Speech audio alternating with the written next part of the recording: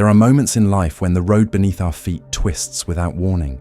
We find ourselves standing at a crossroads we never planned for, looking at paths that feel strange, unfamiliar, even unfair.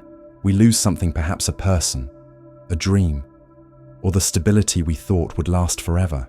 A sudden crisis arrives without knocking, and the world we carefully arrange seems to crumble in our hands.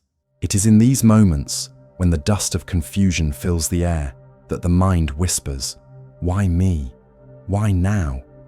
We are taught to believe that life should follow a straight line, a series of goals, achievements, and rewards.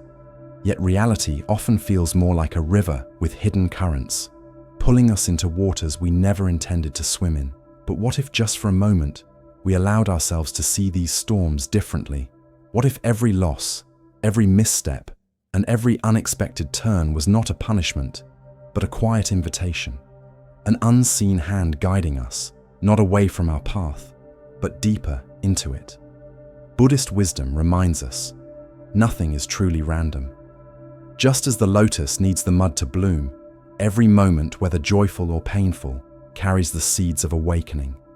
Every challenge, every disappointment is shaping you, refining you, and guiding you toward a truth that perhaps only struggle can reveal. Think of the way a sculptor works. The raw stone holds no beauty until pieces of it are chipped away. At first, the strikes seem destructive, but slowly, form emerges, something graceful, something whole. Life works upon us in the same way. What feels like breaking is often shaping. In this journey together, we will explore how to trust this mysterious unfolding, how to lean into life instead of resisting it, and how to transform even the heaviest burdens into stepping stones toward freedom. If you have ever looked at the sky and asked, "Why is this happening to me?" stay close. By the time we reach the end, you may discover that life has never been against you. It has only been guiding you home in ways you couldn't yet understand. The hidden purpose of suffering. Suffering is not something we encounter only in rare, unfortunate moments. It is woven into the human journey as naturally as the breath that sustains us. From the moment we open our eyes to this world until the day we close them, life is a dance between joy and pain, gain and loss, beginnings and endings. These are not flaws in life's design, they are the design. No matter who we are or where we come from, there will be times when pain enters our lives.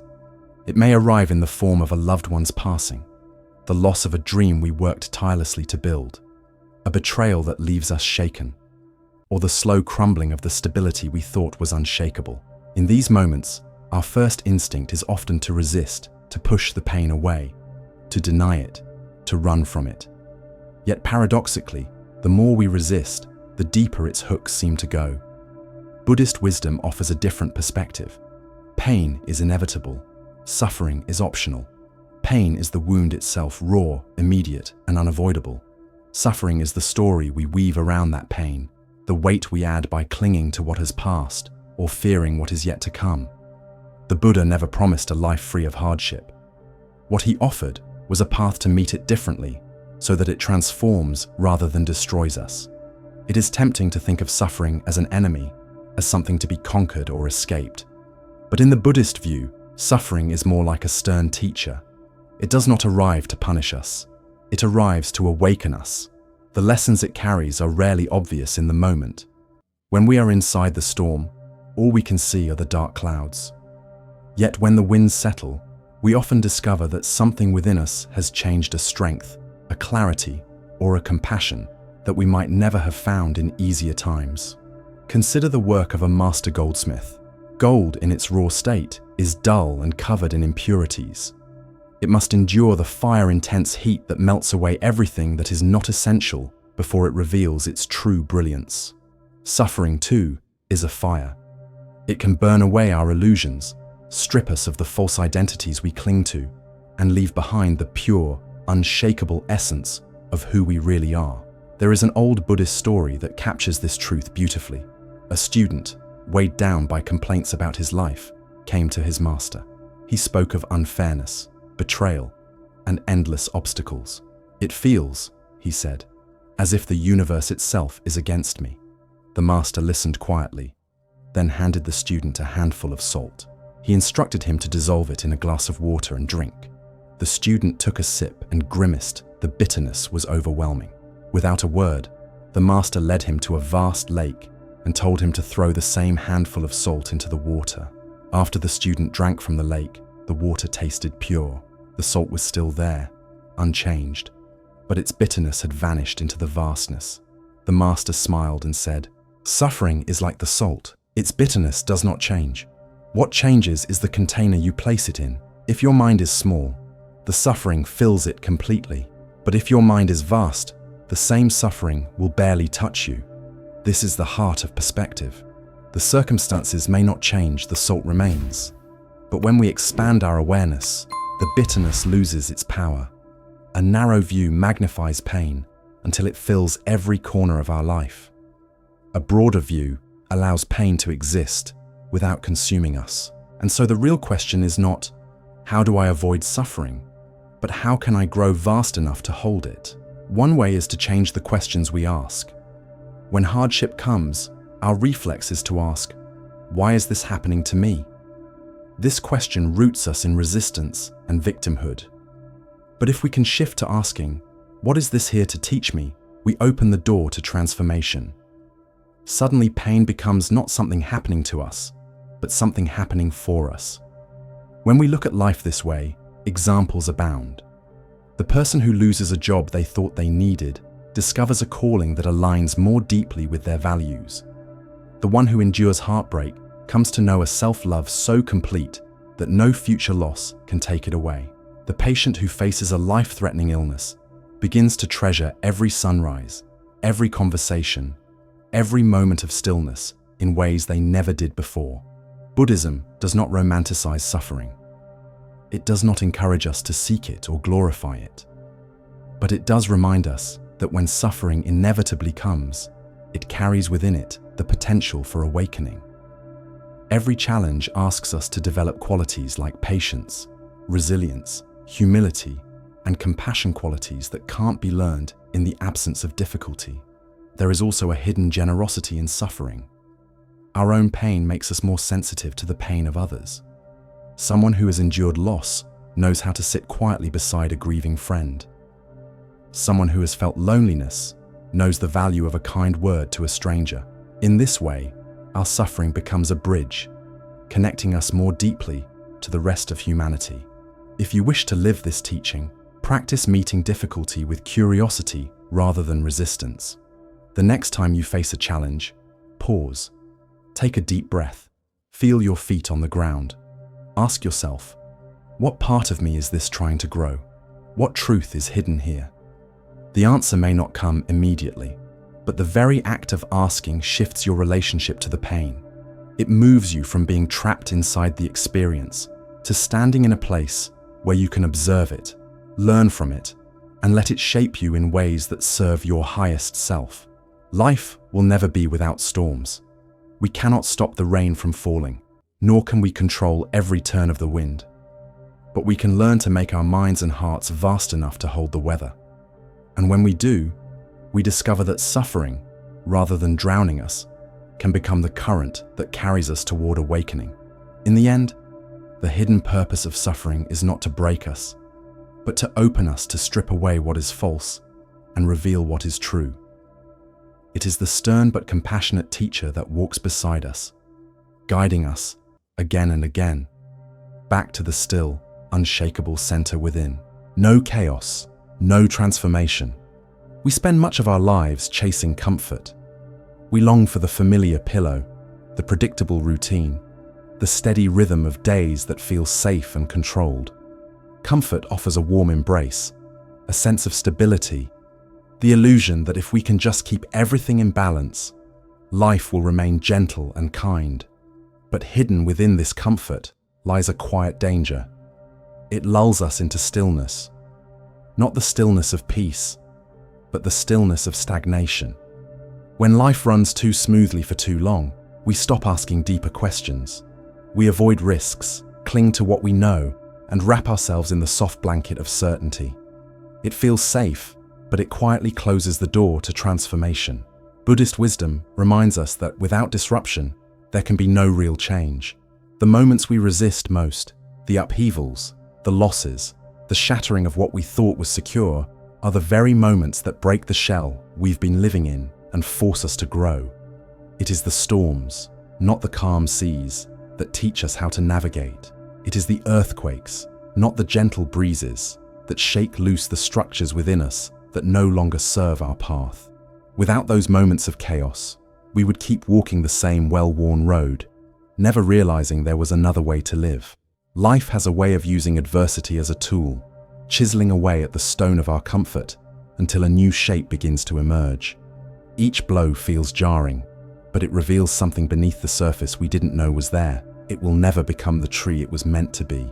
That breaking apart is not its death, it is its birth. In the same way, when we are pressed by life into places that feel unfamiliar or even unbearable, we are being prepared for our own emergence. We may feel trapped, buried, and surrounded by shadows, but in truth, the roots of our transformation are forming. Without that pressure, we remain dormant. There is a story in Buddhism that captures this truth. A disciple once asked his master why life had to be so difficult, why the path could not be easier. Instead of answering, the master led him to the forest, where they found a butterfly struggling to break free from its cocoon.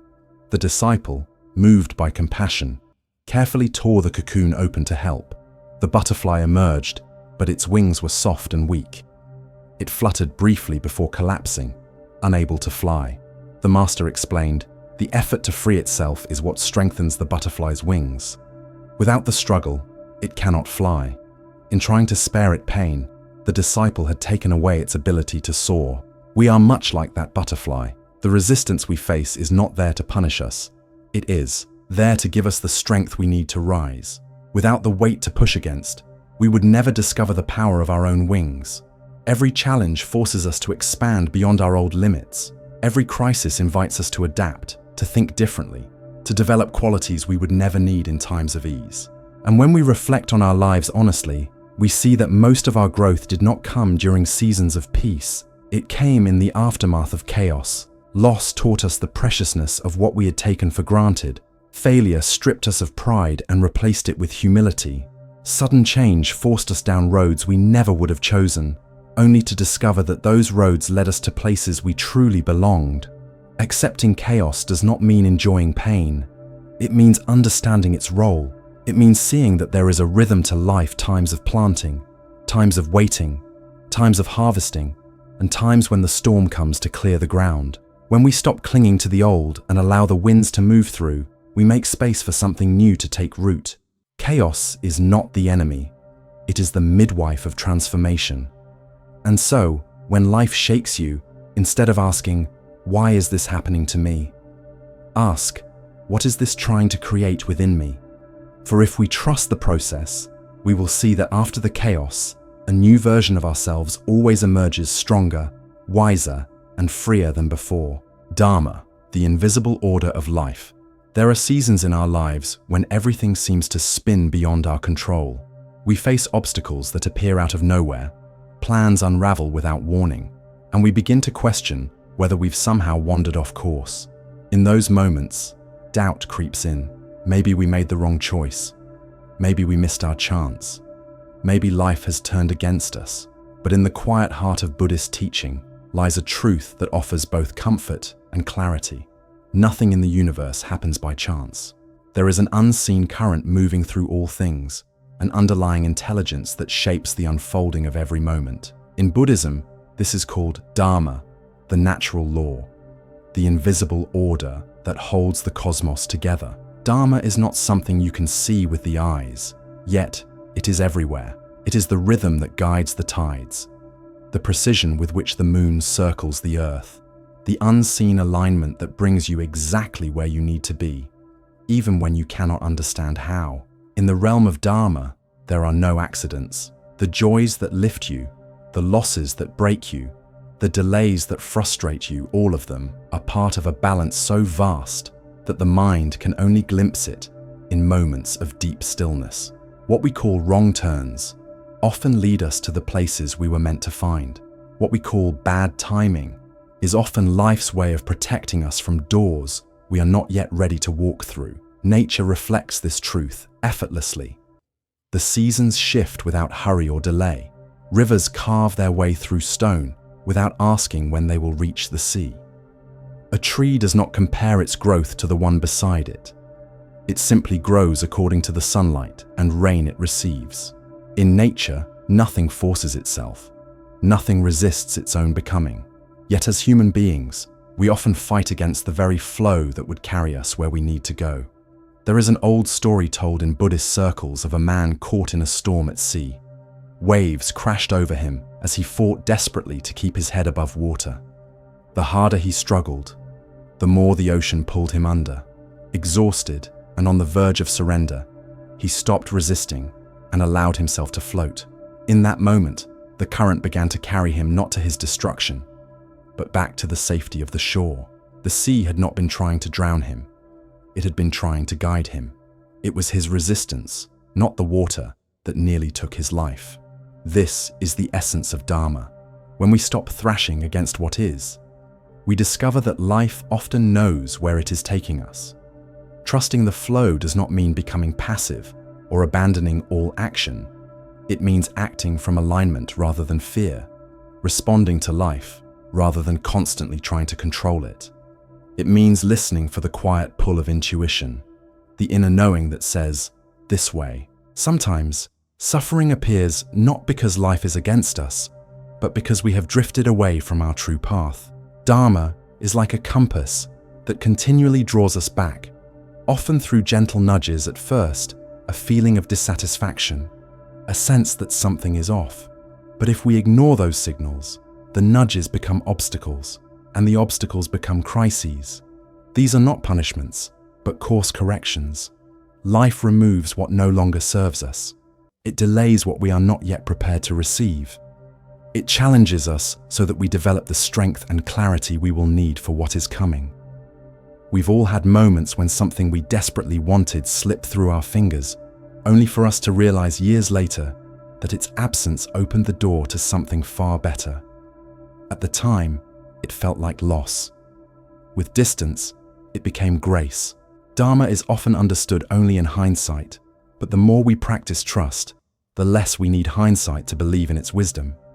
We cannot force a flower to bloom before its time, nor can we rush the sunrise. Our own lives follow a similar rhythm. We want change now, answers now, healing now, but Dharma unfolds on its own clock. Impatience is a form of mistrust, a refusal to believe that life knows what it is doing. When we let go of that need to control the timing, we find a quiet freedom, a peace that does not depend on circumstances. And when challenges arrive, as they inevitably will, the question shifts. Instead of asking, "Why is this happening to me?" we begin to ask, "What is this showing me? Where is this leading me?" This shift in perspective turns every experience, even pain, into a doorway for growth. A closed chapter may be life's way of guiding you toward a story you would never have chosen, but that will shape you into someone you could never have become otherwise. Trusting Dharma also means releasing comparison. Your journey will not look like anyone else's because your path is written for you alone. What blooms for someone else may not be meant for your garden. What takes them a year might take you 10, and what you achieve in a month might take them a lifetime. There is no race, no universal deadline, only the unfolding of your own steps in the time they are meant to be taken. We are not here by accident. Every person we meet, every joy, every heartbreak, every quiet moment of stillness is part of the intricate design of Dharma. Even our mistakes, when seen through the lens of awareness, become essential threads in the tapestry. There is no wasted time, no meaningless encounter, no truly wrong path, only the one that teaches us what we are ready to learn. This is the illusion that so often traps us, the belief that we must control every detail, that our lives are entirely of our own making. From the time we are young, we are taught to plan, to predict, to push. And while planning has its place, sooner or later, life reminds us that it will not always bend to our will. What looks like chaos may in fact be the quiet perfection of Dharma at work. When we finally begin to trust this invisible order, something shifts. We stop feeling the constant urgency to make everything happen right now. We begin to walk through uncertainty with steadier steps. We become less afraid of endings and more curious about beginnings. And we discover that peace is not something we reach after we've arranged all the pieces. It is something we find when we let life arrange them for us. In the end, to live in harmony with Dharma is to live with trust. Trust that you are not lost. Trust that the delays, the detours, even the heartbreaks are not keeping you from your life, but delivering you to it. Trust that every step you take, no matter how uncertain, is part of the exact journey you were meant to walk. And when you trust in that invisible order, you find that life, in all its unpredictability, becomes not something to survive, but something to embrace. The butterfly and cocoon story. Strength through struggle. There are seasons in life when what we thought was secure slips quietly through our fingers. A relationship we trusted begins to unravel. A job we counted on vanishes without warning. Plans we crafted with care collapse for reasons we can't understand. In these moments, frustration mixes with fear, and we find ourselves asking questions that have no easy answers. Where did I go wrong?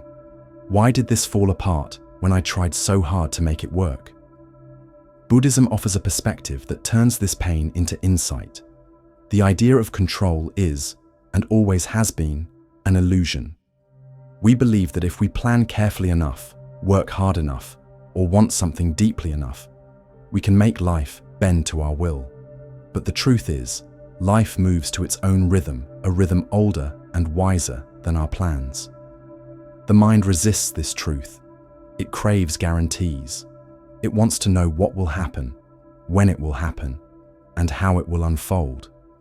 It believes that certainty is safety, and so we cling to people, to outcomes, to timelines, believing that if we hold on tightly enough, nothing will change. But life does not follow that bargain. And when reality shifts, our grip turns into suffering. There is a story told in Buddhist tradition that captures this perfectly. A king, troubled by how unpredictable life seemed, called upon his 3 advisors. He asked them, "Why does life change so suddenly? Why can we not be sure of what tomorrow will bring?" The first advisor said, "It is all luck, a game of chance." The second said, "It is the result of past choices and the consequences they carry." But the third said nothing. Instead, he invited the king to walk with him to a nearby river. There, he asked the king to try to stop the water with his bare hands. The king stepped into the shallows, pressing his palms into the current, but the water slipped through his fingers. He built small walls of stones. The river simply flowed around them. No matter what he tried, the river kept moving forward. Finally, the advisor said, "Life is like this river. You can fight to stop it, but it will flow the way it must. The only choice you truly have is whether to be carried with it or be exhausted by resisting it." That is the quiet wisdom we so often forget. Suffering is born from our insistence that life be something other than what it is. We say to ourselves, "I'll be happy if I get this promotion, if this relationship never changes, if my health stays the same forever." But life does not negotiate on those terms. It moves according to its own unseen order. The more tightly we grip our expectations, the more we feel torn apart when the river carries us in a different direction. Letting go of control is not the same as giving up. It is not passivity. It is the recognition that while our actions matter, and they do, we cannot command the outcome. We can plant seeds, water them, and give them sunlight, but we cannot force them to bloom on our timetable. We can step into the river, steer our small boat, and choose how we respond to the current, but we cannot dictate where the current flows. In the Zen tradition, there is a concept similar to the Taoist practice of Wu Wei, often translated as effortless action or non-doing. This does not mean inaction or laziness. It means aligning our actions with the natural flow of reality instead of exhausting ourselves by swimming against it. It is like a skilled sailor who does not curse the wind for changing direction, but instead adjusts the sails to move with it. We begin to trust that the changes in the wind are not personal attacks, but part of the larger dance of existence. And in doing so, we find a different kind of strength, not the rigid, brittle strength of control, but the supple, adaptable strength of resilience. One of the most enduring images of this truth comes from the transformation of a butterfly. Inside the cocoon, the caterpillar's body completely breaks down before it emerges in its new form. This process is not comfortable. It is an act of total surrender to change. The creature must push, struggle, and fight its way free from the cocoon. This effort is not a cruel test. It is what gives the butterfly's wings the strength to fly. If someone were to cut open the cocoon to help, the butterfly would emerge weak and unable to take flight. The struggle is essential to its freedom, and so it is with us. The very challenges we wish would disappear are often the ones giving us the wings we will need for the next stage of our journey. When we let go of the belief that life must go exactly as we planned, we create space for something unexpected and often better to arrive. We begin to see that what feels like loss today may one day be understood as liberation. We discover that flowing with the river does not mean drifting without purpose. It means conserving our energy for the moments when action truly matters, and trusting that the current can carry us towards shores we cannot yet imagine. In the end, strength is not built in the absence of struggle. It is born in the very heart of it. Just as the butterfly cannot fly without the resistance of the cocoon, we cannot grow without the resistance of life's challenges. And when we finally trust this, we stop fearing the struggle. We see it as the very thing that will set us free. The invisible order of life. When we begin to trust that life will carry us where we are meant to go, something inside us starts to loosen.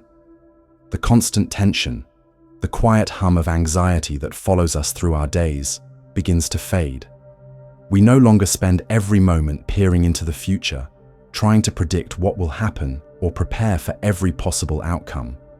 Instead, our attention begins to return to the only place where life actually exists, the present moment. This trust does not mean we suddenly know what will happen next. Uncertainty still comes, and change still arrives at unexpected hours.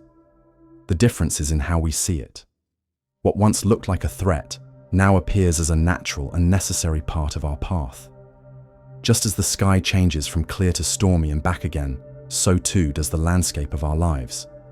In Buddhism, Dharma is the name for the invisible order behind this constant change, the natural law that quietly holds all things in balance. One way to strengthen our trust in Dharma is to look back on the times when life didn't go according to our plans, yet led to something unexpectedly good. Perhaps a relationship ended, and in the empty space it left behind, you discovered parts of yourself you had forgotten. Perhaps a job you thought you needed slipped away, opening a door to work that feels more like a calling than a paycheck. Perhaps a failure you once feared would break you revealed abilities and resilience you didn't know you had. These moments are not random. They are not cosmic accidents. They are life's way of realigning us with the path we are meant to walk. When we let go of the belief that we must control every detail, we step out of the exhausting cycle of fear and resistance. We stop trying to twist the river to follow our map, and instead, we learn to navigate the current as it is. Letting go of control does not mean abandoning effort or drifting aimlessly. In Buddhist practice, it means acting with full presence and sincerity while releasing the demand that life must unfold exactly as we imagine. We do what we can, but we loosen our grip on the outcome. This is not weakness, it is wisdom. The one who insists on controlling the wind will always be disappointed. The one who learns to adjust their sails moves forward with the wind's help. There is a story often told to illustrate this truth. A king, puzzled by the unpredictability of life, called 3 wise advisors. He asked why events were so changeable, why nothing could be certain. The first advisor said it was all luck. The second said it was the sum of past choices. But the third said nothing. Instead, he invited the king to walk with him to a river. He asked the king to stop the water with his hands. The king laughed at the simplicity of the task, but soon discovered its impossibility. The more he tried, the more the water slipped away. He built small barriers of stones, but the current found its way around them. Finally, the advisor said, "Life is like this river. You can spend your energy trying to hold it still, but it will always move in its own way. You cannot control its flow, only choose whether you will move with it or exhaust yourself fighting it." This is the heart of Dharma. The river does not stop for us, but we can learn to flow with it. Much of our suffering comes from clinging to an idea of how life should be. We make bargains with ourselves. I'll be happy if nothing changes. I'll be content if I get this exact outcome. I'll feel safe if I can guarantee tomorrow looks like today. But life has never worked that way, and the harder we grip, the more it hurts when life shifts, as it inevitably will. Releasing this grip is an act of courage. It means trusting that even if things change, we will still be able to meet them. In Buddhist thought, there is a practice sometimes called effortless action, not inactivity, but moving in harmony with the way things are. Imagine drifting down a river. You can fight the current, or you can guide your boat with its flow, adjusting when rocks appear, steering toward calmer water when the rapids come. When we live this way, we stop seeing uncertainty as a danger. We begin to see it as an essential element of the journey, the space where new possibilities are born. And when difficulties arise, we can look at them with softer eyes, asking not, "Why is this happening to me?" but "What is this here to teach me?" If you look closely at your own life, you may see that the events that shaped you most deeply were often the ones you did not choose, and yet they brought you exactly where you needed to be. The ending that forced you to start again. The loss that taught you what truly matters. The unexpected turn that opened a path you had never considered. To live in harmony with Dharma is to remember that nothing in your life is wasted. Every joy, every loss, every challenge, and every quiet day is part of a larger unfolding. The timing may not be yours, the shape may not match your plans, but the deeper order is always there, guiding you. When we learn to trust this order, the fear of what might come begins to dissolve. We start to meet life as it is not as we demand it to be. And in that meeting, we find a peace that no amount of control could ever give us. The illusion of control, letting go of certainty. Perhaps you've lived through this before. The job you thought would carry you into the future is suddenly gone, leaving you with an empty calendar and a mind full of questions. Or the relationship you counted on as your anchor drifts away, leaving you feeling unmoored.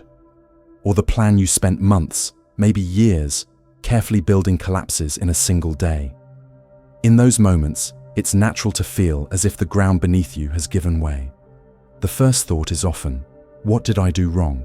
followed quickly by, "How can I stop this from happening again?" Buddhism offers a perspective that cuts through both the blame and the panic. Control is, and always has been, an illusion. We imagine that if we work hard enough, prepare thoroughly enough, and plan carefully enough, life will agree to move according to our script. But life is not a servant to our will. It has its own tides, its own seasons, and its own timing, and we are part of that flow, not the master of it. The mind, however, resists this truth. It craves certainty the way a child craves the safety of a parent's embrace. It wants guarantees, timelines, and assurances. It tells us that if we can just predict the future, we can protect ourselves from pain. Yet this craving for certainty is the very thing that leaves us anxious and afraid. The more tightly we cling to the idea that things must happen exactly as we wish, the more fragile our peace becomes. Uncertainty is not a flaw in life, it is the nature of life. A sunny morning can turn to storm by midday. The path you thought was straight may curve into territory you've never seen before. The boat you thought was steady can be rocked by unexpected waves. Trying to control those waves is like trying to command the wind. You can exhaust yourself with the effort, or you can learn to adjust your sails and ride with it. There is an image I often return to. You are in a small boat, out in the middle of the ocean. The water beneath you is constantly moving. If you spend all your energy trying to still the waves, you'll wear yourself down long before you reach land. But if you learn to move with the waves, to trust their rise and fall, you'll find that you can travel far, even across great distances you never imagined. Life's uncertainty is the same. You cannot stop its motion, but you can learn how to navigate it. There's an old story in Buddhist tradition of a monk who lived high on a mountainside. One day, a villager climbed up to warn him of a powerful storm approaching. "You must leave now," the villager urged, "or you will be trapped here." The monk looked out at the dark clouds and simply said, "If the storm comes, I will welcome it." Shocked, the villager said, "But you could die." The monk smiled gently and replied, "If I die, I will accept death. If I live, I will accept life. Whatever happens, I will accept it."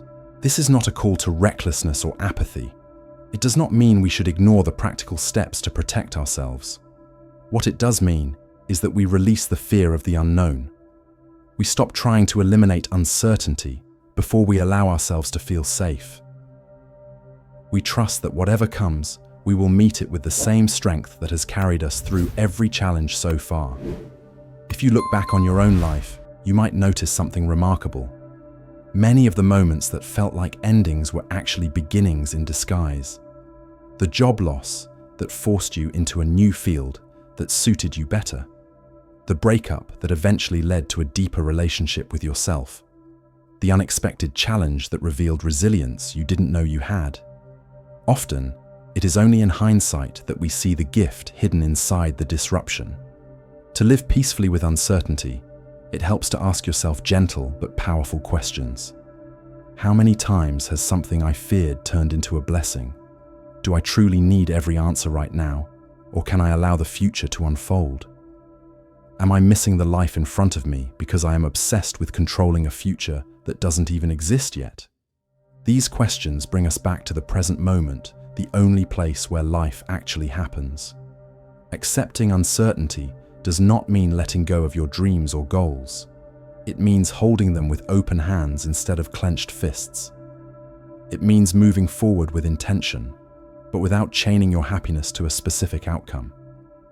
It means trusting that even if the path changes, you will still find your way. In the end, peace is not the absence of change, it is the ability to meet change with an open heart.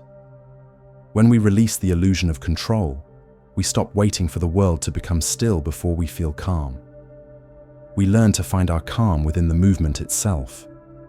And when we can do that, uncertainty no longer feels like an enemy to defeat, but like the ocean that carries us exactly where we are meant to go, the path to awakening. Peace is not the result of having every answer neatly in place. It does not come from arranging our lives so perfectly that nothing unexpected can enter. True peace is born when we stop needing certainty and instead learn to live gracefully with the questions. It is the quiet confidence that even without knowing what tomorrow will bring, we will still be able to meet it fully. Nothing in life is completely certain. The ground beneath us shifts sometimes subtly, sometimes with the force of an earthquake. We may lose what we thought was permanent, or be asked to walk paths we never imagined. Yet, when we release the fear of the unknown, something remarkable happens. We begin to feel lighter. The energy we once spent trying to control the uncontrollable becomes available for living in the only time that truly exists, the present moment. This is the path to awakening. It is not some distant mountaintop where, after years of striving, we finally arrive in a blaze of enlightenment. It is not a treasure buried far away that we must hunt for with maps and riddles. The path is here. Now every breath, every step, every conversation, every challenge, they are all part of it. Awakening is not somewhere outside ourselves. It is already within us, quietly waiting for us to notice. Life is unpredictable, and often it is the unpredictability itself that becomes our teacher. We face loss, failure, change, and pain, not because life is cruel, but because these experiences hold the keys to understanding. A perfectly smooth existence would leave us untested and unchanged. The moments that push us to the edge are the same moments that reveal how deep our roots truly go. Buddhism teaches that every event, whether joyful or painful, clear or confusing, is an invitation to see more clearly. The hard moments in particular have a way of stripping away the illusions we cling to. They force us to look at what's real, not just what's comfortable. And each time we do this, each time we see the truth without running from it, we step further into awakening. Think about your own life.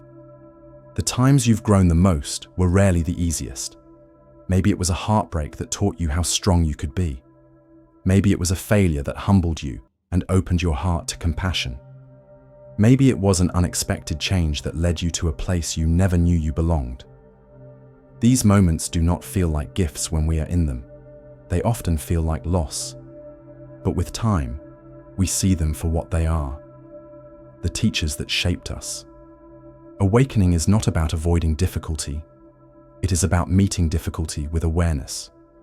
It is about shifting our questions. Instead of asking, "Why is this happening to me?" we begin to ask, "What is this here to teach me?"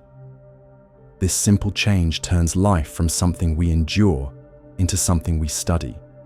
Suddenly, we are no longer victims of circumstance. We are students of experience. Every obstacle becomes a lesson in patience, resilience, and clarity. Every disappointment becomes an opportunity to practice letting go. Imagine a sculptor with a block of stone. At first, the block appears solid, unremarkable. But with each strike of the chisel, pieces fall away, and a form begins to emerge. The strikes may look destructive, but they are the very thing revealing the beauty within. Life works on us in the same way. The challenges, the losses, the unexpected turns, they are the chisels. Without them, we remain unshaped. So if life feels heavy right now, if you are standing in the middle of something you cannot yet understand, trust that this too is part of the carving. Nothing is wasted. The timing, though often mysterious, is precise. Even the pauses, the delays, the long stretches where nothing seems to change are part of the shaping. When we begin to see life this way, fear loses its grip. We no longer need every moment to be comfortable or easy. We can meet each event, whether it feels like a blessing or a challenge, with curiosity, asking, "What is awakening here? What truth is being revealed?" And in that space, something shifts. We realize that enlightenment is not a destination waiting at the end of the path. It is the path. It is the way we walk through each moment with awareness, with compassion, with the willingness to see what is, rather than what we wish it to be.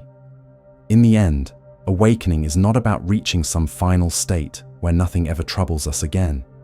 It is about living so openly and so attentively that even life's storms become part of our practice. We learn to bow to every experience, joy and sorrow alike, knowing that each one is a step towards seeing ourselves and the world as they truly are. Conclusion. In the quiet threads running through this journey, we've seen that life is not a random scattering of events. Every moment, the joyful and the painful, the certain and the uncertain, is part of a much larger tapestry. We've explored how suffering can be a teacher, how chaos can be the doorway to transformation, and how trusting Dharma allows us to meet life as it truly is, not as we wish it to be. If there is one truth to carry with you, let it be this: nothing is wasted. The river of your life flows in perfect timing, even when the waters feel rough. The struggles you face are not punishments. They are invitations to grow wings you didn't know you had. Every ending, every detour, every delay is shaping you for what comes next. Awakening is not waiting for you in some distant future. It is happening now, in the way you choose to meet this moment. When you release your need to control every outcome, you make space for life to show you possibilities you could never have planned. When you embrace uncertainty, you discover that peace isn't found in avoiding the storm, but in learning to dance with the rain. So as you step back into your own day, remember, you are exactly where you need to be. Trust the flow, trust your strength, and trust that even in the moments you don't understand, you are walking the path of awakening. If this message resonated with you, take a moment to breathe it in and then carry it forward. Share it with someone who might need a reminder that they are not lost. If you want to walk further on this path of insight and reflection, I invite you to join this community, subscribe so we can continue exploring the wisdom of Buddhism together. And if you found peace here today, leave a comment below and let me know which part spoke to your heart the most. Your journey is unfolding, moment by moment. Stay present for it. And remember, you are not here by accident.